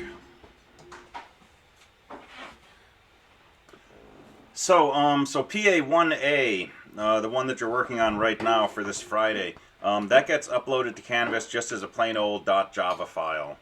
So Canvas should accept that as the only legal upload type, and so just upload the .java file, and I'll take it from there. But then PA1B, if you looked ahead already, expects a tar file, and so we'll talk about the details of that. But let's take a look at 1B. And so this is due a week from Friday, so about 8 days from now. But it's a modulation of PA1A, and it's basically doing what we just did with the BigNumber example. So PA1B, you're modifying PA1A, and you're changing your program to create two custom classes called MyStack and MyQueue. And mostly you're just going to rearrange your code. You're not going to have to write a whole lot of new code. You're just going to repackage it. But the goal of this assignment is to figure out what that repackaging looks like. And I think having you repackage something you've already written is kind of a gentler introduction than saying, you know, here's a desert island and here's a knife. Go ahead and make yourself a class and figure out how to do it. So hopefully, you know, knowing what the pieces of the program are and how they work together will make it easier and a little more logical to try to turn it into a pair of classes. So first of all, there's sample code on the server. So you can do java-classpath/temp PA1B, and this looks, you know, an awful lot like PA1A. I can go in stack mode, I can put in a 2, 3, 4, and there's my stack I can pop, and so on and so forth. Here's queue mode, and there's my queue, and there's my stack again. So the same deal, right? The implementation inside is going to be different, but the behavior is going to be the same, with one important addition, which is for 1B, I'm going to ask you to manage illegal integers. So 1A, if the person is supposed to type a number and they type, you know, ha ha, It's okay if your program throws an error and exits. Right? In 1A, we explicitly said you can assume if they don't type a legal command, they are typing a legal integer. But in 1B, if they type something like haha, which is not, stack mode, queue mode, remove, quit, you should catch that and say illegal number. And we may not get to how to do that until Tuesday, but that's really like 4 lines of code that you put inside. Once you have the whole thing working, it's going to be something that we call a try-catch block. Well, we don't call it that. People call it that. But that's going to be a pretty minor detail, but this is a good place to introduce it. So, Exception handling. Exception handling. Just if it throws an exception, this is what you do. Mm-hmm, exactly. Okay. So don't bog down on trying to do this right now. Don't start looking at the input character by character and trying to decide if it's a legal number or anything like that. The trick we're going to use is basically we're going to go ahead and parse using integer.parseInt, but we're going to put a wrapper around that statement which says, hey, if something goes wrong, don't just exit. Right? Come down here and run this other piece of code, and this other piece of code will say, print out illegal number and go back and get another input. So if we don't get to this today, we'll get to it on Tuesday, and it's a really, really minor change to your program. All right, so what's the required structure? Your main class is called PA1B, so it goes in a file called pa1b.java. And you're going to create 2 classes, a class called myStack, which is going to go in a file called mystack.java, and a class called myQ, which goes in myQ.java. Very original. Your main program, your main method, is now going to create a myStack and a myQ. And it's going to create the stack by saying myStack stack equals new myStack. Don't have to pass any arguments, right? So you're going to call the constructor of this class. And then the myQ, which you're going to call Q, you're going to initialize that by calling new myQ. So you're going to call the constructor in the myQ class. And we'll talk about what these do and how we write these once we go through the description. Alright, you're still going to want a Boolean variable to tell you what mode you're in. So you can make a stack mode variable, initialize it to true, and if it's true, you're in stack mode. If it's false, you're in queue mode. Open a scanner to read from standard in, that's system.in, and then make a loop while has next line is true. Read a line of input, parse the input, perform the requested action. This is all, exactly the same as 1A, except that, we're constructing instances of these classes for the stack and the queue. But all of this stuff is exactly the same. The only difference here is this notion of perform the requested action. You're going to do by calling methods inside the stack and queue object. And so, for example, if the person is in stack mode and they type in a number, and let's say you parse int that input and you save it in an integer called num, you want to push that number onto the stack. The way you're going to do that is you're going to say stack.push parentheses number instead of saying stack push stack comma num. Okay, and this is the whole deal with object-oriented programming.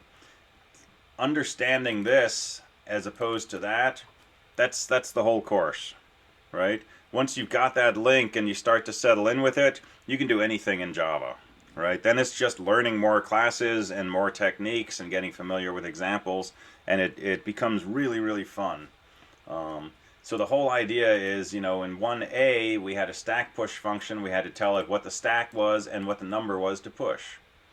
In 1B, stack is an object, which means it has a push method, and so we call that push method and we just pass it the number we want to push.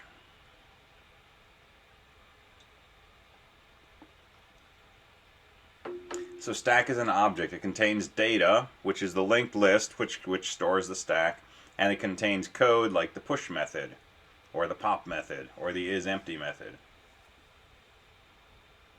And once you have this stack object, once you create, stack equals new myStack, you've got access to both of those things. You've got access to the data itself, the linked list of, elements, in the stack, and you've got access to the code that pushes and pops and so on and so forth. And so we don't need, a bunch of functions sitting around declared in another file or at the bottom of this file or done with an include statement or anything like that. Those functions are inside this one thing called stack. And that's the idea of encapsulation, right? Taking not just the data but also the code and putting it all inside this one kind of superstructure that we call an object. So you're saying okay, you're going to get to the methods. So this concept will kick in the more you work with this. And you can actually successfully create classes and use classes and complete this assignment without this completely resonating, right? It will take time. It's kind of like recursion that way, right? You can start, understanding recursion and writing recursive functions even while it still seems kind of weird, or while you still kind of backslide once in a while and you're like, this makes no sense. Same thing with this. But the more you do it, the more it will make sense. And it's one of these things you got to get in there and get your hands dirty. It's why it's a 1-week assignment, because I really want people to get in there and start coding this, even if you feel like you don't understand it. Start working with the idea of classes and objects, and it'll start to make sense. And, of course, come to office hours and ask questions and so on. All right. Details of the class. So my stack has a constructor. The constructor does not need any arguments. What it should do is it should create a linked list inside the object. Because, we know we're going to store our stack as a linked list. So it simply constructs an object of type linked list angle bracket integer. So the constructor for this really just calls the constructor for a linked list and saves that constructed list, in some variable inside the class. All right, and then you have a few methods. You have a method called isEmpty. Does not need any arguments, and it returns a Boolean to tell you if the stack is empty. So it returns true if the stack is empty. So which stack is it going to check? It's going to use the stack that was used to call isEmpty. So for example, if you have a my stack called bubblet, and you say bubblet.isEmpty, this function tells you whether the bubblet stack is empty. If you have a my stack called stack2 and you say stack2.isEmpty, this function will tell you if stack2 is empty.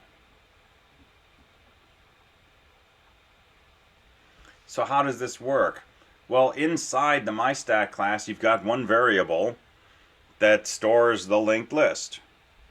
If you call that variable stack, for example, isEmpty simply says if stack.size equals 0, return true, else return false. There's other ways you can write that, but that's the effect of it.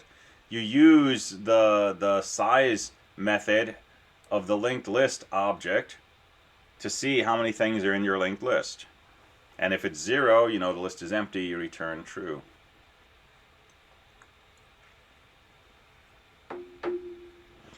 Once you've got a constructor and you've got an isEmpty, it's easy sailing from there.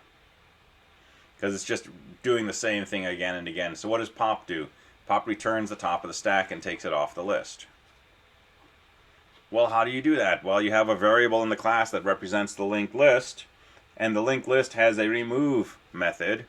Call the remove method. That will remove the top element from the linked list and return whatever remove gave you back. So this is another one-liner, return stack.remove paren. And you can assume that this is not going to be called if the stack is empty. You don't have to do anything special to check for this. But make sure your main program does not call this with an empty stack, because then your main program would generate an error, and that's a no-no. But you can assume that if somebody else is using your package called myStack, your class, they won't call this if the stack is empty. And how does your main program know if the stack is empty? It's going to call the isEmpty method first. And if isEmpty returns true, you can print a message saying like, hey, bozo, you can't pop from an empty stack. Right? Otherwise, you go ahead and you call the pop method, print out what it returns. And then push takes an argument which is an integer, does not return anything, and this is just a wrapper around whatever your linked list is called. It just calls that linked list dot add first, and that adds the number to the beginning of the list. And then the last method for the myStack class is the toString method. And this is basically the same loop that you're going to have in PA1A for printing the list. Well, it's not a loop. The same thing you're going to have in PA1A for printing a list, which is just take the linked list and turn it into a string by concatenating it to something. Well, the toString method should not print anything, right? This is really important. In PA1A, I asked you to make a print method that would print the stack print, qprint, right? But for 1B, we want to do this, closer to how, real classes work. And so one thing is the toString method usually does not print anything. toString is simply a way to convert an object into a string. If somebody wants to print that string, it's up to them to say, hey, print this string. So all you want to do is return a string that corresponds to your stack. And that's actually another one-liner, because all you have to do is return double quote TOS arrow double quote plus, and then the name of your linked list object. And the linked list's toString method will get called and will return, square brackets with the elements inside separated by commas, and they'll get concatenated to your TOS arrow, and you return that. And so basically, when you want to print in the main program, you just do like stack.toString, basically? Actually, all you would have to do in the main program is, system dot out print line. Actually, let me see.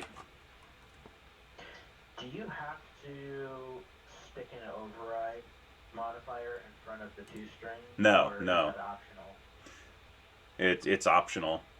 So let me clarify this. So what I ask you to do in toString is return a string showing the contents of the stack separated by commas, all inside square brackets.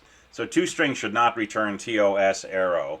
It should not return head arrow or arrow tail. It should just return the square brackets with the list of numbers inside separated by commas. So in your main program, what you could do is print line quote TOS arrow plus, and then the name of your stack object. And this will automatically call stack.toString and then concatenate it.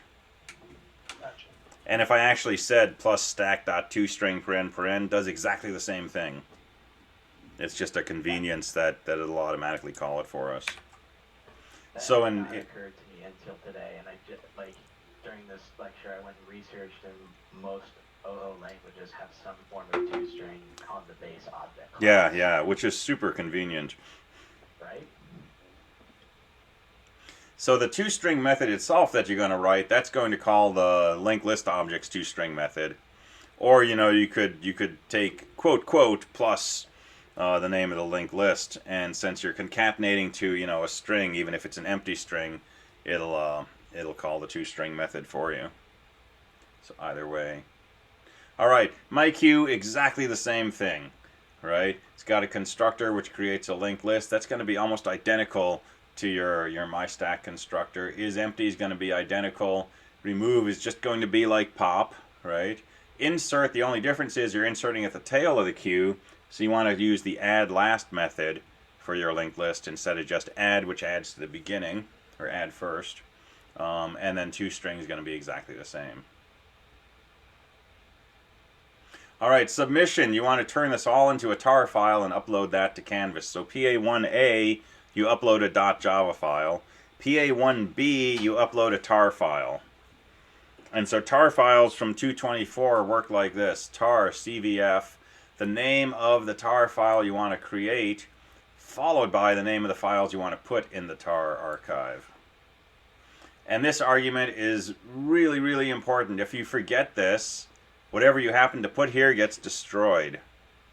So if I forgot to put this and I just said tar cvf pa1b.java, bye-bye pa1b.java. It will corrupt it, and when I realize my mistake, I'll try to do this, but I'll be loading some corrupted file into the tar file, and then when your teacher tries to run it, it'll be like, hey, this doesn't compile.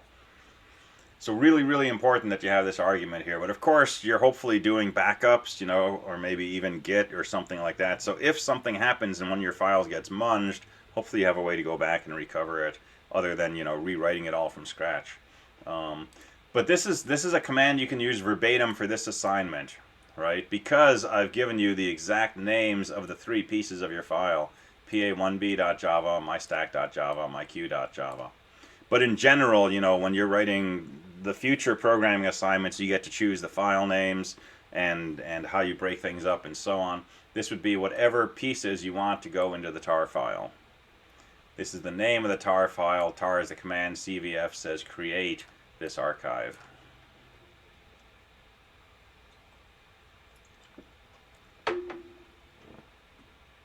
All right, that's the whole of PA1B. So other questions about that?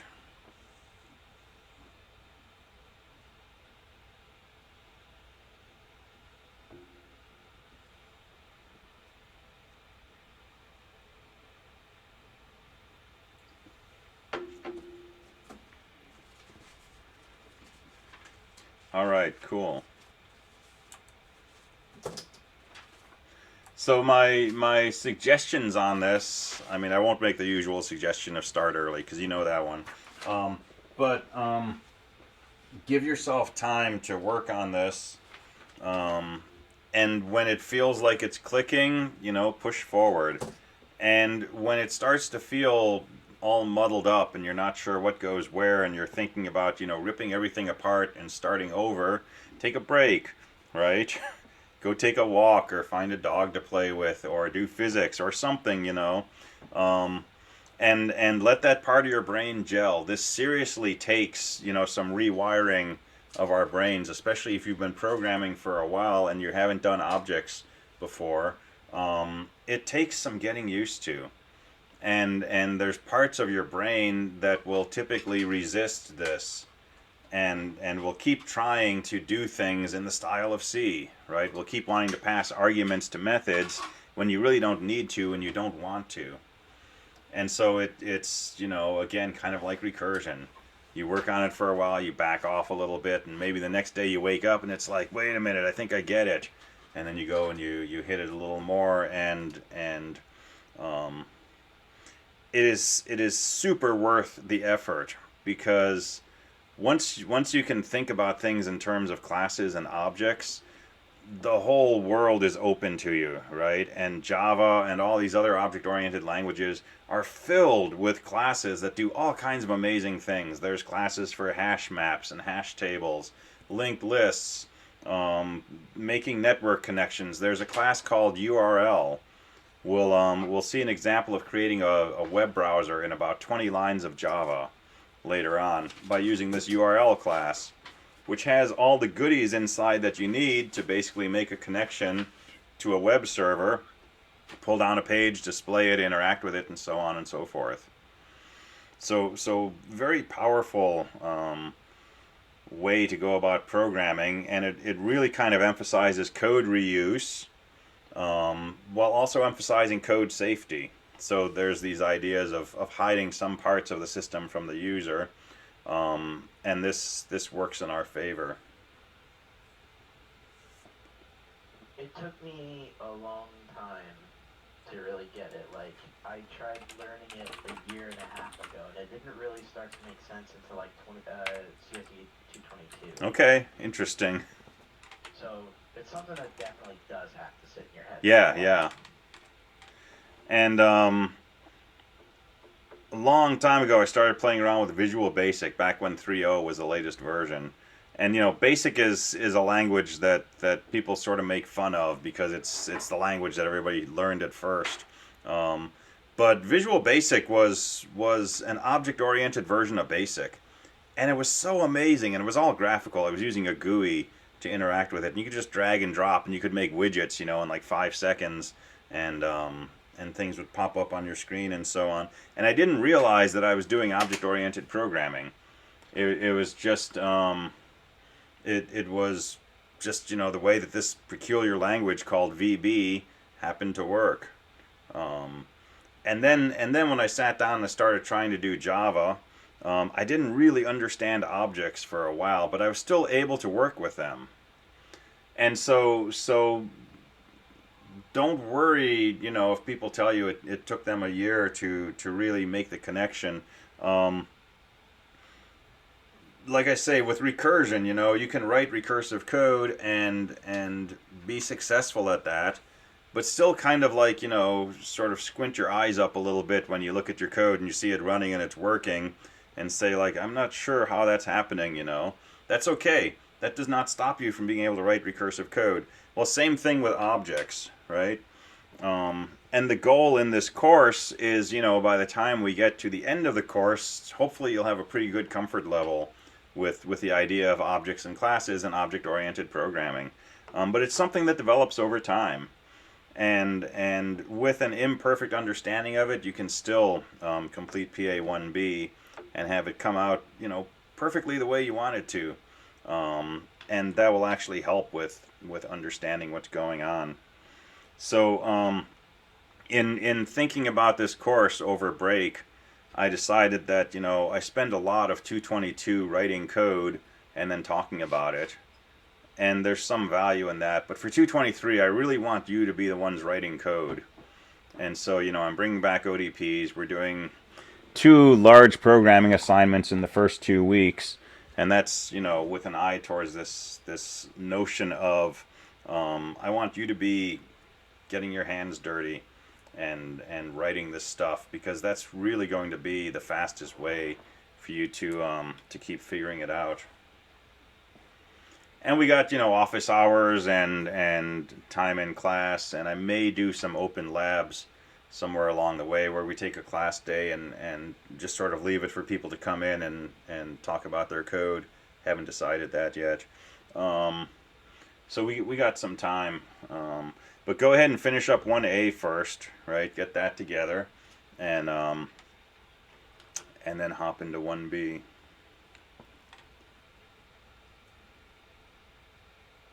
All right, other questions or comments? You got any recommendations on coding style documents like Pep8 for Python or the .NET docs for C# for Java? I don't. I'm pretty sure if you Google, you'll find a good smattering of examples, though. But I don't even know if I could name a particular source of Java code whose coding style stands out to me. You could check UW, because I believe they have like a 30-page coding style booklet that they're pretty draconian about.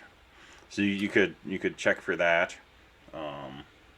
Look at building Java programs. There's actually a textbook by Marty Stepp, and he does a good job in the beginning of it. Oh, cool. About camel casing and how to actually write methods and classes, stuff like that. Nice. I've mostly been replicating my C# style with like Pascal classes and function names and interfaces with an I in front of them, and members are camel case with an underscore, and locals are just camel case. Interesting. Okay, cool. Transfers pretty well. Nice. So yeah, the main thing that I would get excited about is I want your class names to start with an uppercase letter, and I want objects to start with a lowercase letter or an underscore. Just so that it's easy when you see something to know, am I looking at a class or an object? And that's pretty standardized in the industry right now, as far as I know. But other than that, camel case, snake case, whatever works for you, I want that to be what you use. But definitely, find something that makes sense to you. Have some standards for indenting, because that will help you in keeping track of your code. Again, I strongly recommend at this part of the course working on the command line. Use VI or some other similar editor to edit your files, compile with Java C, run with Java. It's good practice, right? Eventually, we'll start playing with Eclipse. Some people will want to play with IntelliJ or other things like that. But for now, take the extra time, type in public static void main a few thousand times, and it'll sink in, and that's useful down the road. Documentation, for this assignment, I'm still not going to get too concerned about how you're documenting your methods and stuff, but you should put some documentation in front of your classes, right? At least a few sentences saying, this is a class that implements a stack using a linked list, and maybe one line in front of each of these methods, saying, return true if the stack is empty. Pop the element from the top of the stack and return it. Should not be called if stack is empty. I guess you could just rip me off verbatim here, but put it in your own words. But something in there. One of the things in Java is the documentation for classes tends to look the same, right? It's got the same style and format, and there are tools that will let you create this documentation from your comments in your code. So this is something called javadoc. And we'll talk about this later in the course, but basically as you comment your functions, your classes, your pieces of your code, you can put tags in there. And those tags will get processed by this javadoc utility and used to create a hyperlinked document that looks exactly like this. And so this look and feel of documentation is standard across all the classes that are part of Java, but it's also used by a lot of people who create their own classes and put them out there. If you buy a drone and it's got a Java interface for its API, you'll probably find documentation that looks exactly like this, with the hierarchy of where this thing was extended from, and an intro blurb, and how to construct different methods, and then clickable details of those methods, and so on and so forth. You can also, I don't know how Java is like, but I'm certain there's a way to do this. But like in Visual Studio and other IDEs like that and languages like that, you can put XML comments above your functions or whatnot. Okay. They used to generate documentation from that and make it like a fancy website. Cool. Yeah, so same idea. There's tags you can put in. Mostly if you start a comment block with /**, and once you say /* everything from there to here is a comment. But if you start with a /**, the stuff inside here gets processed by the javadoc command, and you can say things like what's the name of the function, what are the argument types, what's the return value, who wrote it, what are the exceptions that can be thrown, and so on and so forth. And it's nice. It just kind of gives you a uniform look and feel.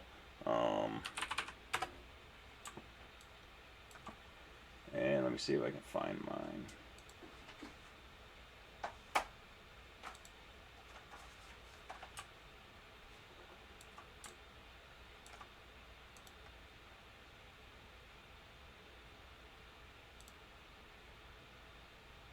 Right. So this was something that I wrote years ago. Some research I've been working on, and it's a series of Java classes, and this is the same setup as what the Oracle documentation looks like for linked list or string and so on. And I didn't write any of this stuff. I didn't say put a border up here and put these links up here or something. I really just added some of this /** in the beginning of my methods and my classes. And it tells me my fields and how to construct these objects and the different methods you can get to, and it's all hyperlinked. I can see what a display is, and it's this thing down here, and so on and so forth. So we'll play around with that later in the course, but it's a good argument in favor of being in the habit of documenting your functions. Before each function, documenting your classes, and so on and so forth, because then all you have to do is document it in this very particular way, use these particular keywords, and bingo, you get this beautiful documentation that you can click through and that other people can look at, and they're used to look and feel of that, and so they can work with what you develop. And so that's a nice bonus.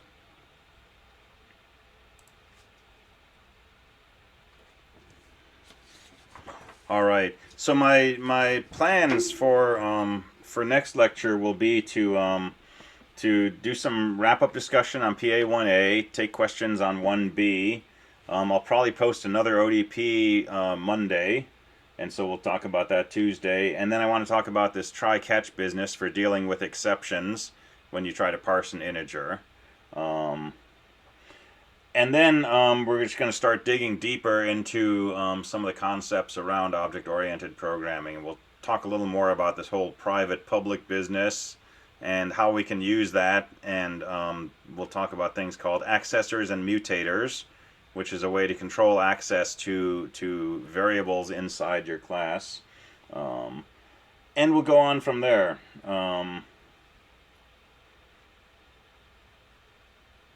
And who knows where we'll head after that. But a week from...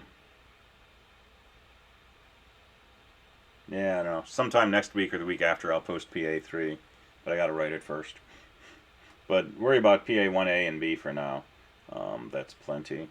All right, I'll let you out 4 minutes early if there's no other questions, or 3 minutes early.